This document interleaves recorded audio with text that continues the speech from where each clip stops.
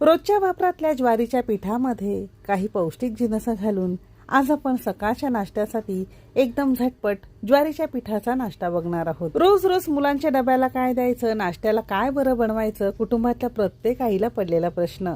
तसा हा पौष्टिक नाश्ता तुम्ही नक्की करून बघा। ज्वारीच्या पिठामध्ये फायबर्स भरपूर प्रमाणात असतात आणि साखरेचं प्रमाण कमी असतं, म्हणून डायबिटीस, मधुमेह पेशंटसाठी हा नाश्ता अगदीच बेस्ट आहे। एखाद्या दिवशी स्वयंपाकाचा जरी कंटाळा आला तसा हा हलका फुलका नाश्ता तुम्ही करून खाऊ शकता, कारण एक जरी खाल्लं तरी अगदी पोट व्यवस्थित भरतं। तर रेसिपी नेहमीप्रमाणे भरपूर टिप्ससह तुमच्यासोबत मी शेअर केलेली आहे, म्हणून ती अगदी शेवटपर्यंत नक्की बघा। जर रेसिपी आवडली तर एक लाईक नक्की करा। चला तर मग वेळ न घालवता रेसिपीला सुरुवात करूया।